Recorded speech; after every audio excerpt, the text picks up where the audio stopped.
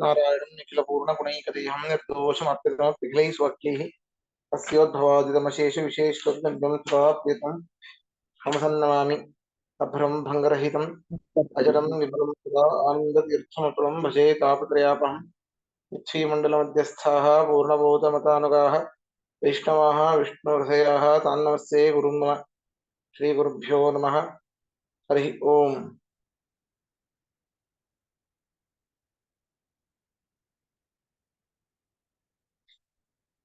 ಎರಡನೇ ಶ್ಲೋಕ 16ನೇ ಸರ್ಗದ ಎರಡನೇ ಶ್ಲೋಕ गोमत्यास्तटनिकटे च कीर्तिचन्द्रम्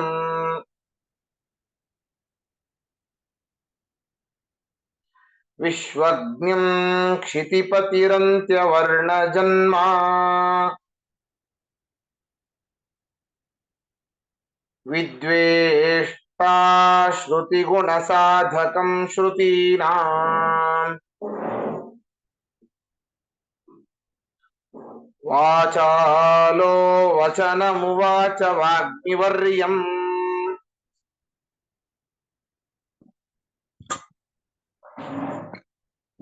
ಅದೇ ಒಂದು ಪ್ರಾಂತ್ಯದಲ್ಲಿ ಒಬ್ಬ ಶೂದ್ರ ರಾಜ ಇದ್ದಂತೆ. ಶೂದ್ರ ಜನ್ಮದಲ್ಲಿ ಹುಟ್ಟಿದಂತಹ ಒಬ್ಬ ರಾಜ ಆ ಗೋಮತ್ಯಾಸ್ತಟನಿಕಟೆ, ಗೋಮತಿ ನದಿಯ ಸಮೀಪದಲ್ಲಿ ಒಬ್ಬ ರಾಜ ಇದ್ದ. ಅವನು ಹೇಗಿದ್ದ? ವೇದದ್ವೇಷಿ, ಕೆಟ್ಟ ಮಾತುಗಳನ್ನ ಆಡ್ತಾ ಇದ್ದ, ಶೂದ್ರ ಜಾತಿಯಲ್ಲಿ ಹುಟ್ಟಿದವನಾಗಿದ್ದ. ಅಂಥವನು ನಿರ್ಮಲ ಕೀರ್ತಿ ಉಳ್ಳಂತಹ, ಚಂದ್ರನ ಹಾಗೆ ಪ್ರಕಾಶಿಸುವಂತಹ, ಸರ್ವ ಸ್ಥಳದಲ್ಲೂ ವೇದವು ಸತ್ಯ, ಅದೇ ಪರಮ ಮುಖ್ಯ ಪ್ರಮಾಣ, ಅಂತಹ ಪರಮ ಪ್ರಮಾಣವಾದ ವೇದದಿಂದಲೇನೆ ಪರಮಾತ್ಮನನ್ನ ತಿಳಿಲಿಕ್ಕೆ ಸಾಧ್ಯ ಅಂತ ಯುಕ್ತಿಯುಕ್ತವಾದಂತಹ ಮಾತುಗಳಿಂದ ಸಾಧಿಸುವ ಆ ಮಧ್ವಾಚಾರ್ಯರನ್ನ ಕುರಿತು ಮಾತನ್ನ ಆಡಿದನು ಅಂತ ಒಂದು ಶ್ಲೋಕದಲ್ಲಿ ಹೇಳ್ತಾ ಇದ್ದಾರೆ. ಪದಚ್ಛೇದ ನೋಡಿ. ಗೋಮತ್ಯಾಹ ತಟನಿಕಟೆ ಅಚ್ಚ ಕೀರ್ತಿ ಚಂದ್ರಂ ವಿಶ್ವಜ್ಞಂ ಕ್ಷಿತಿಪತಿ ಅಂತ್ಯವರ್ಣ ಜನ್ಮ ವಿದ್ವೇಷ್ಟ ಶ್ರುತಿಗುಣ ಸಾಧಕಂ ಶ್ರುತೀನಾಂ ವಾಚಾಲಃ ವಚನಂ ಉವಾಚ ವಾಗ್ಮಿವರ್ಯಂ.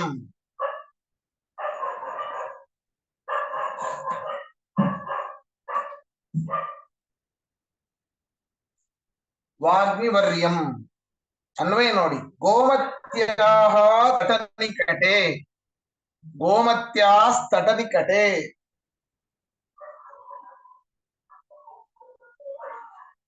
ಗೋಮತ್ಯಾಸ್ತಟನಿಕಟೆ.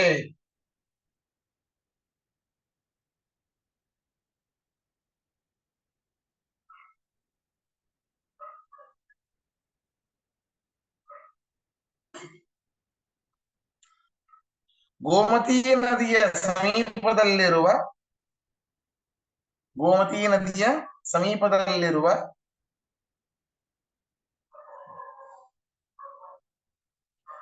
ಶ್ರುತೀನಾಂ ವಿದ್ವೇಷ್ಟ, ಶ್ರುತೀನಾಂ ವಿದ್ವೇಷ್ಟ,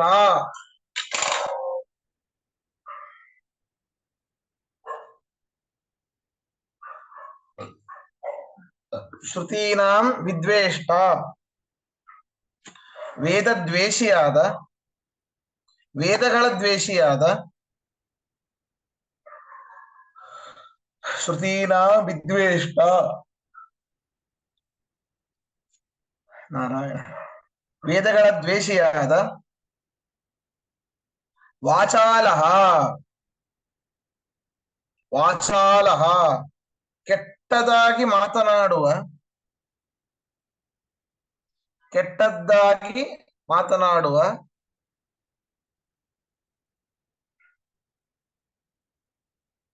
ಅಂತ್ಯವರ್ಣ ಜನ್ಮ, ಅಂತ್ಯವರ್ಣ ಜನ್ಮ, ಶೂದ್ರ ಜಾತಿಯ, ಶೂದ್ರ ಜಾತಿಯ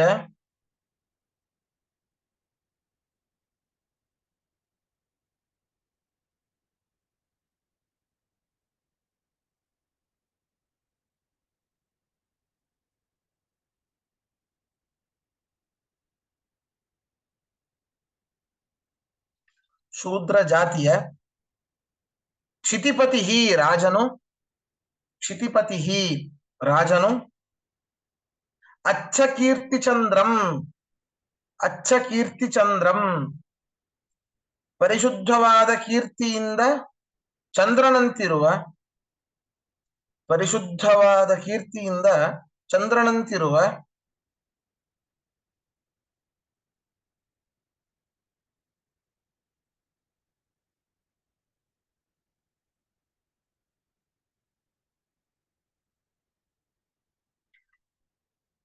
ಶ್ರುತಿಗುಣ ಸಾಧಕಂ ಶ್ರುತಿಗುಣ ಸಾಧಕಂ ವೇದಗಳ ಪ್ರಾಮಾಣ್ಯ ಮೊದಲಾದ ಗುಣಗಳನ್ನು ಸಾಧಿಸುವ ವೇದಗಳ ಪ್ರಾಮಾಣ್ಯ ಮೊದಲಾದ ಗುಣಗಳನ್ನು ಸಾಧಿಸುವ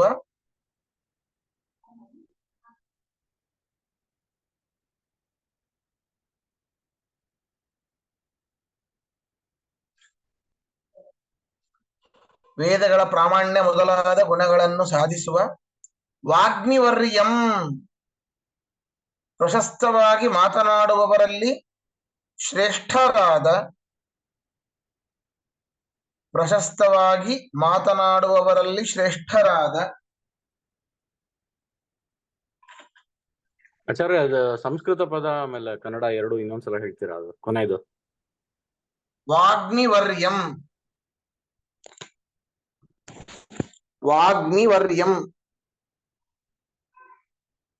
ಪ್ರಶಸ್ತವಾಗಿ ಮಾತನಾಡುವವರಲ್ಲಿ ಶ್ರೇಷ್ಠರಾದ ವಿಶ್ವಜ್ಞಂ ಶ್ರೀ ಪೂರ್ಣಪ್ರಜ್ಞರನ್ನು ವಿಶ್ವಜ್ಞಂ ಶ್ರೀ ಪೂರ್ಣಪ್ರಜ್ಞರನ್ನು ವಚನಂ ಉವಾಚ ಮಾತನ್ನು ಹೇಳಿದನು ಅಲ್ಲಿ ಶ್ರೀ ಪೂರ್ಣಪ್ರಜ್ಞರನ್ನು ಕುರಿತು ಅಂತ ಬರ್ಕೊಳ್ಳಿ ವಿಶ್ವಜ್ಞಂ ಶ್ರೀ ಪೂರ್ಣಪ್ರಜ್ಞರನ್ನು ಕುರಿತು ವಚನಂ ಉವಾಚ ಮಾತನ್ನು ಹೇಳಿದನು ಪ್ರಶ್ನೆ ಇದ್ರೆ ಕೇಳಿ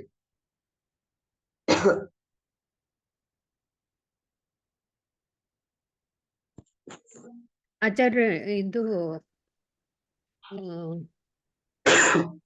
ವೇದಗಳ ಪ್ರಮಾಣ ಗುಣಗಳು ಸಾಧಿಸುವ ವೇದಗಳ ಪ್ರಾಮಾಣ್ಯ ಮೊದಲಾದ ಗುಣಗಳನ್ನು ಸಾಧಿಸುವ ಅದಕ್ಕೆ ಸಂಸ್ಕೃತ ವರ್ಡ್ ಏನು ಶ್ರುತಿ ಗುಣ ಸಾಧಕಂ ಸರಿ ಶ್ರುತಿ ಗುಣ ಸಾಧಕಂ ನಂಗೆ ಇದು ಬೇಕಾಗ್ತಿತ್ತು ಚಂದ್ರಂ ಪರಿಶುದ್ಧವಾದ ಮತ್ತೆ ಪರಿಶುದ್ಧವಾದ ಕೀರ್ತಿಯಿಂದ ಚಂದ್ರನಂತಿರುವ ಹಾ ಪ್ರವೀಣ್ ಅವರೇ ಆಚಾರ್ಯ ಇದು ವಾಗ್ಮಿವರ್ಯಂ ಅಲ್ಲಿ ಪ್ರಶಸ್ತ ಅದನ್ನ ಸ್ವಲ್ಪ ಇನ್ನೊಂದ್ ಸ್ವಲ್ಪ ಹೇಳ್ಬಿಡ್ತೀರಾ ಹಾ ಅದು ವಾಗ್ಮಿಗಳ ಮಧ್ಯದಲ್ಲಿ ಶ್ರೇಷ್ಠರಾದ ಅಂತ ಹೇಳಿದ್ರು ಗೊತ್ತಾಗ್ತಿತ್ತು ಹೌದಾ ಅಂದ್ರೆ ವಾಗ್ಮಿ ಶಬ್ದದ ಡೆಫಿನೇಷನ್ ಸರಿಯಾಗಿ ಬಿಡಿಸಿದ್ದಾರೆ ಅಷ್ಟೇ ಅದನ್ನ ವಾಗ್ಮಿ ಅನ್ನೋ ಅಂದ್ರೆ ಏನು ವರ್ಯಂ ಅಂದ್ರೆ ಶ್ರೇಷ್ಠರಾದ ಅಂತ ಅರ್ಥ ವಾಗ್ಮಿ ಅಂದ್ರೆ ಏನು ಅಂತಂದ್ರೆ ವಾಗ್ಮಿ ವರ್ಯಂ ಇಸ್ ಈಕ್ವಲ್ ಟು ಪ್ರಶಸ್ತವಾಗಿ ಮಾತನಾಡುವವರಲ್ಲಿ ಶ್ರೇಷ್ಠರಾದ ಪ್ರಶಸ್ತವಾಗಿ ಮಾತನಾಡುವವರಲ್ಲಿ ಶ್ರೇಷ್ಠರಾದ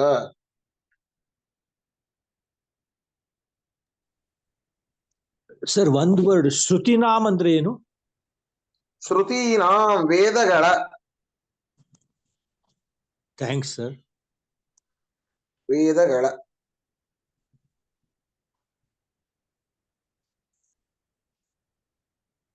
ಮುಂದೆ ಹೋಗೋಣ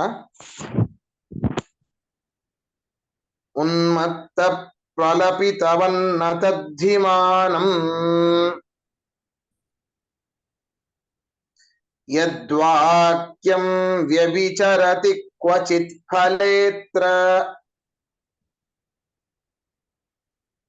ದೃಷ್ಟಾಂತೋ ಭವತಿ ತದ ಪ್ರಮಾಣತಾಯಾಂ ಸರ್ವೇಷಾಂ ಶ್ರುತಿವಚಸಾಂ ಚ ಸರ್ವಥೇತಿ. ಅವನು ಆಚಾರ್ಯರಿಗೆ ಕೇಳ್ತಾ ಇದ್ದಾನೆ, ಅಲ್ಲ ಏನ್ರಿ ನೀವು ವೇದವನ್ನ ಪ್ರಮಾಣ ಅಂತ ಹೇಳ್ತೀನಿ. ಹೆಂಗೆ ಪ್ರಮಾಣ? ಸ್ವಲ್ಪ ಅದ್ರ ಅನುಭವಕ್ಕೆ ಬಂದಿದ್ದೇನೆ ನಿಮಗೆ? ಆ ನಾನು ಎಲ್ಲೋ ಒಂದ್ ಕಡೆ ಕೇಳಿದ್ದೇನೆ, ವೇದವನ್ನ ಹಿಡ್ಕೊಂಡು ನಾವು ಕೈಯಲ್ಲಿ ಏನೋ ಇದ್ರೂನು ಒಂದು ಸೂಕ್ತ ಇದೆ, ಔಷಧಿ ಸೂಕ್ತ ಅಂತ. ಅದರಲ್ಲಿದೆ ಏನು, ಒಂದು ಬೀಜವನ್ನ ಹಿಡ್ಕೊಂಡು ಆ ಔಷಧಿ ಮಂತ್ರವನ್ನ ಹೇಳಿದ್ರೆ ತಕ್ಷಣದಲ್ಲಿ ಏನೇ ಆ ಬೀಜದಿಂದ ಮೊಳಕೆ ಬಂದು ಮರ ಆಗಿ ಹೂವು ಬಿಟ್ಟು ಹಣ್ಣಾಗತ್ತೆ ಅಂತ. ಆ ಔಷಧಿ ಸೂಕ್ತ ಪಠಣದಿಂದಾಗಿ ಎಷ್ಟು ಸರ್ತಿ ಎಷ್ಟೋ ಜನ ಮಾಡಿದ್ದಾರೆ, ಎಲ್ಲೂ ಫಲ ಕಂಡಿಲ್ಲ. ಫಲ ಬಿಡಿ, ಮೊಳಕೆ ಬರೋದೇ ಕಂಡಿಲ್ಲ. ಹೇಗಿತ್ತು ಹಾಗೇ ಇದೆ ಹೊರತು ಯಾವ ವ್ಯತ್ಯಾಸ ಕಂಡಿಲ್ಲ. ವೇದ ಹೇಳಿದ್ದೇನು, ಬೀಜದಿಂದಾಗಿ ಅಂಕುರ ಎಲ್ಲ ಬರಬೇಕು, ಬಂದು ಹೂ ದೊಡ್ಡದಾಗಿ ಹೂ ಬಿಟ್ಟು ಹಣ್ಣಾಗಬೇಕು ಅಂತಂದ್ರೆ ಔಷಧಿ ಸೂಕ್ತ ಹೇಳಿದ ತಕ್ಷಣ ಆಗತ್ತೆ ಅಂತ. ಹಾಗಾದ್ರೆ ಆಗ್ತಾ ಇಲ್ಲ, ಕಣ್ಣಿಗೆ ಕಂಡಿಲ್ಲ ಅದು. ಅದನ್ನ ಇಟ್ಕೊಂಡು ಹೇಳಿದ್ರು ಕೂಡ ಆಗಿಲ್ಲ, ಯಾವ ಬದಲಾವಣೆ ಆಗಿಲ್ಲ. ಹಾಗಾದ್ರೆ ನಿಮ್ಮ ವೇದ ಸುಳ್ಳು.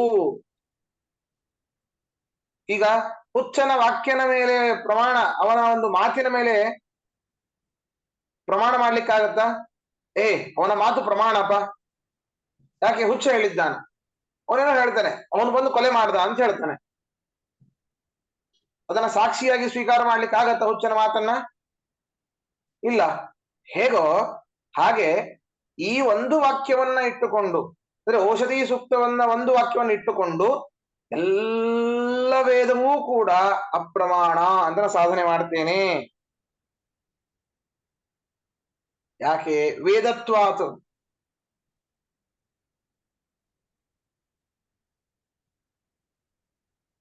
ವೇದ ವೇದವಾಕ್ಯಾನಿ ಅಪ್ರಮಾಣಾನಿ ವೇದತ್ವಾತ್ ಔಷಧಿ ಸೂಕ್ತವತ್. ಔಷಧಿ ಸೂಕ್ತ ಅದು ಅದರಲ್ಲಿ ವೇದತ್ವ ಇದೆ. ಅದು ಅದರಲ್ಲಿ ಹೇಗೆ ವೇದತ್ವ ಇರೋದ್ರಿಂದಾಗಿ ಅದು ಹೇಗೆ ಅಪ್ರಮಾಣವಾಗಿದೆಯೋ ಅದೇ ರೀತಿಯಾದಂತಹ ವೇದತ್ವ ಎಲ್ಲ ವೇದಗಳಲ್ಲೂ ಇದೆ. ಅದರಿಂದಾಗಿ ಸಕಲ ವೇದವೂ ಕೂಡ ಅಪ್ರಮಾಣ ಅಂತ ಅವನು ಹೇಳ್ತಾನೆ ಆಚಾರ್ಯರಿಗೆ. ಹೇಗೆ ಹುಚ್ಚನ ಮಾತು ಕುಡುಕನ ಮಾತನ ಮೇಲೆ ನಂಬ್ಲಿಕ್ಕೆ ಆಗೋದಿಲ್ಲ, ಪ್ರಮಾಣ ಮಾಡ್ಲಿಕ್ಕೆ ಪ್ರಮಾಣವನ್ನ ಭರವಸೆ ನೀಡ್ಲಿಕ್ಕೆ ಆಗೋದಿಲ್ಲ, ಹೇಗೋ ಹಾಗೇನೆ ಈ ಒಂದು ವೇದ. ಇಂತಹ ವೇದವನ್ನು ನೀವು ಪ್ರಮಾಣ ಅಂತ ಹೇಳ್ತಿರಲ್ರಿ, ಏನು ಅಂತ ಆಚಾರ್ಯರಿಗೆ ಅವನು ಹೇಳಿದ. ತಾತ್ಪರ್ಯ ಪದಚ್ಛೇದ ನೋಡಿ. ಉನ್ಮತ್ತ ಪ್ರಲಪಿತವತ್ ನ ತತ್ ಹಿ ಮಾನಂ ಯತ್ ವಾಕ್ಯಂ ವ್ಯಭಿಚರತಿ ಕ್ವಚಿತ್ ಫಲೆ ಅತ್ರ ದೃಷ್ಟಾಂತಃ ಭವತಿ ತತ್ ಅಪ್ರಮಾಣತಾಯಾಂ ಸರ್ವೇಷಾಂ ಶ್ರುತಿವಚಸಾಂ ಚ ಸರ್ವಥಾ ಇತಿ. ಅನ್ವಯ ನೋಡಿ. ಅತ್ರ ಈ ವೇದದಲ್ಲಿ, ಅತ್ರ ಈ ವೇದದಲ್ಲಿ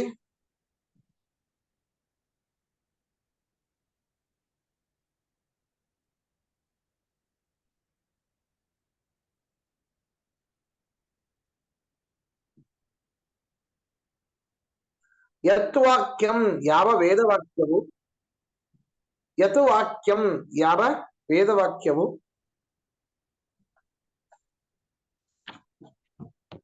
ಕ್ವಚಿತ್ ಫಲೆ, ಕ್ವಚಿತ್ ಫಲೆ ಯಾವುದಾದರೊಂದು ಪ್ರಯೋಜನ ವಿಷಯದಲ್ಲಿ, ಕ್ವಚಿತ್ ಫಲೆ ಯಾವುದಾದರೂ ಒಂದು ಪ್ರಯೋಜನ ವಿಷಯದಲ್ಲಿ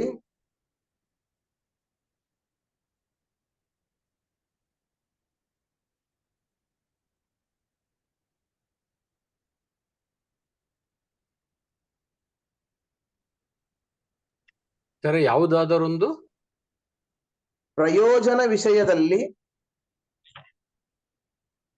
ಪ್ರಯೋಜನ ವಿಷಯದಲ್ಲಿ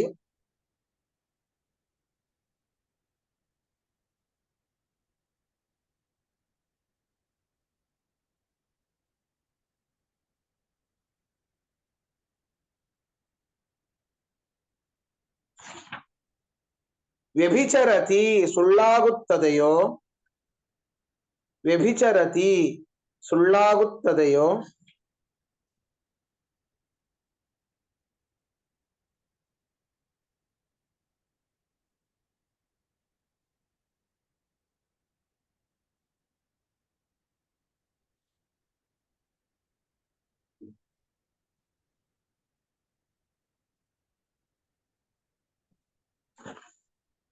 ತತ್ ಆ ಮಾತು, ತತ್ ಆ ಮಾತು,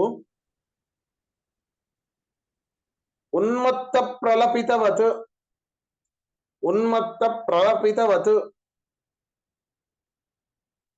ಹುಚ್ಚನ ಮಾತಿನಂತೆ,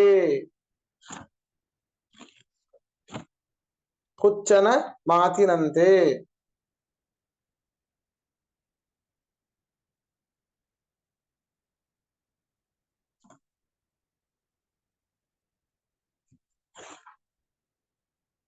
ಮಾನಂ ನಹಿ ಪ್ರಮಾಣವೆಲ್ಲವೆಂದು ಸಿದ್ಧವಾಗಿದೆಯಷ್ಟೇ, ಮಾನಂ ನಹಿ ಪ್ರಮಾಣವಲ್ಲವೆಂದು ಸಿದ್ಧವಾಗಿದೆಯಷ್ಟೇ,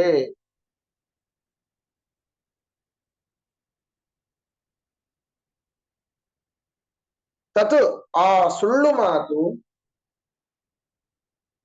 ತತ್ ಆ ಸುಳ್ಳು ಮಾತು,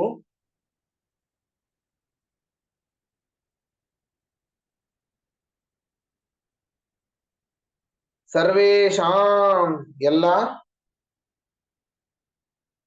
ಸರ್ವೇಷಾಂ ಎಲ್ಲ,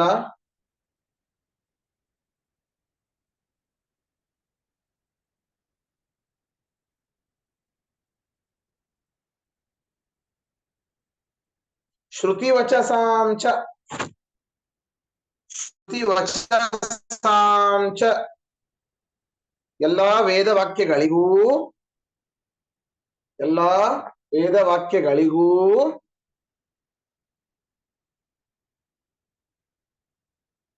ಅಪ್ರಮಾಣತಾಯಾಂ, ಅಪ್ರಮಾಣತಾಯಾಂ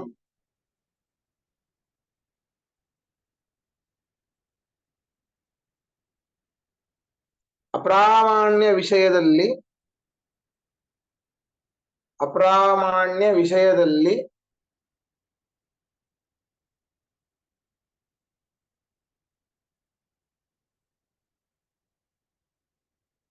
ದೃಷ್ಟಾಂತಃ ಉದಾಹರಣವು, ದೃಷ್ಟಾಂತಃ ಉದಾಹರಣವು ಸರ್ವಥಾ ಭವತಿ ಇತಿ,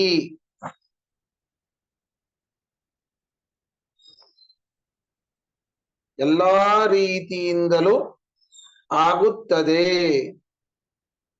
ಎಲ್ಲಾ ರೀತಿಯಿಂದಲೂ ಆಗುತ್ತದೆ ಎಂದು ಹೇಳಿದನು,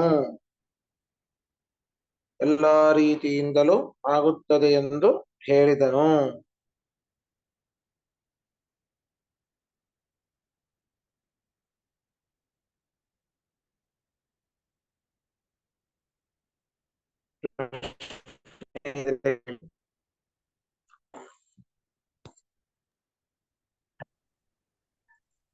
ಆಚಾರ್ಯ, ಒಂದು ಸಣ್ಣ ಪ್ರಶ್ನೆ. ಕೇಳಿ. ಇವರು ಅಜ್ಞಾನಿ ಮಹಾರಾಜ ಕೇಳಿದ ಪ್ರಶ್ನೆ ಔಷಧಿ ಸೂಕ್ತ ಮೇಲೆ, ಅಲ್ಲಿ ಎಲ್ಲ ಅಪಾರ್ಥ ಮಾಡ್ಕೊಂಡಿದ್ದಾನ ಅವನು, ಯಾಕೆಂದ್ರೆ ಅದು ತಪ್ಪಾಗೋಕ್ ಸಾಧ್ಯ ಇಲ್ಲ, ವೇದ ಅಲ್ಲ. ಸೊ ಎಲ್ಲಿ ಅಪಾರ್ಥ ಮಾಡ್ಕೊಂಡಿದ್ದಾನೆ, ಅಥವಾ ಅದನ್ನ ತಿರುಗಿಸಿ ಅದ್ವೈತಿ ತರ ಮಾಡಿದಾನೋ, ಎಲ್ಲಿ ಅವ್ನ್ ಮಿಸ್ಟೇಕ್, ಅವನ್ ಎಲ್ಲಿ ಅವನು ಮಿಸ್ಟೇಕ್ ಏನು ಗೊತ್ತಾ, ಅವನು ಆ ಸೂಕ್ತವನ್ನ ಸರಿಯಾಗಿ ಅರ್ಥ ಮಾಡ್ಕೊಂಡಿದ್ದಾನೆ, ಇಲ್ಲಂದಿಲ್ಲ. ಸೂಕ್ತ ಹೇಳ್ತಿರೋದೇನು, ಕೈಯಲ್ಲಿ ಬೀಜ ಇಟ್ಟುಕೊಂಡು ಆ ಸೂಕ್ತವನ್ನ ಹೇಳಿದಾಗ ಮೊಳಕೆ ಬಂದು ಮರ ಆಗಿ ಹೂ ಬಿಟ್ಟು ಹಣ್ಣು ಕೊಡುತ್ತೆ ಅಂದ ಸೂಕ್ತದ ಅರ್ಥ. ಆದ್ರೆ ಎಷ್ಟೋ ಜನ ಬ್ರಾಹ್ಮಣರು ಕೈಯಲ್ಲಿ ಇಟ್ಕೊಂಡ್ರು, ಆ ಔಷಧಿ ಸೂಕ್ತವನ್ನ ಹೇಳಿದ್ರು, ಯಾವ ಮೊಳಕೆ ಬರ್ಲಿಲ್ಲ, ಏನು ಬರ್ಲಿಲ್ಲ, ಹಣ್ಣೆ ಮೊಳಕೆ ಬರ್ಲಿಲ್ಲ ಅಂದ್ಮೇಲೆ ಮರ ಆಗ್ಲಿಲ್ಲ, ಹೂ ಬಿಡ್ಲಿಲ್ಲ, ಹಣ್ಣು ಬರ್ಲಿಲ್ಲ. ಹಾಗಾದ್ರೆ ಆ ವೇದ ಏನ್ ಹೇಳಿತ್ತೇನ, ಆ ವೇದ ಮೊಳಕೆ ಬಂದು ಮರ ಆಗಿ ಹೂ ಬಿಟ್ಟು ಹಣ್ಣಾಗತ್ತೆ ಅಂತ. ಆಗ್ಲಿಲ್ವಲ್ಲ. ಆದ್ರಿಂದ ಆ ವೇದ ವಾಕ್ಯ ಸುಳ್ಳು ಹೇಳ್ತಾ ಇದೆ. ಇಲ್ಲಿ ಒಂದು ಮಿಸ್ಟೇಕ್ ಮಾಡ್ಕೊಂಡಿದ್ದು.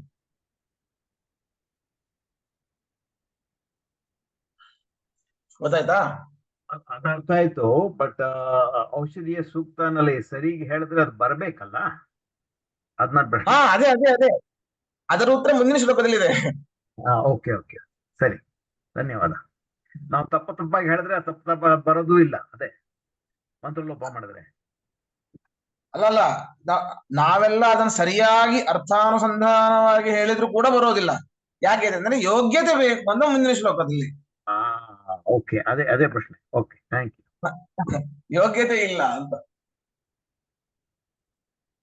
ಅದು ನಿಜ. ಗುರುಗಳೇ, ಮಾತಿನಂತೆ ಮಾನಂ ಆದ್ಮೇಲೆ ಏನು ಗುರುಗಳೇ? ಮಾನಂ ನಹಿ. ಹಾ, ಥ್ಯಾಂಕ್ ಯು.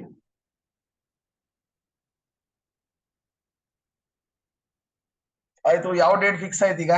ರೆಕಾರ್ಡಿಂಗ್ ಸ್ಟಾಪ್ ಮಾಡ್ಬೇಡಿ ಇವರೇ, ಶ್ರೀಕಾಂತ್ ಅವರೇ. ಈ ಡೇಟ್ ಮಾತಾಡ್ಬೇಡ ಇದ್ರ ಬಗ್ಗೆ.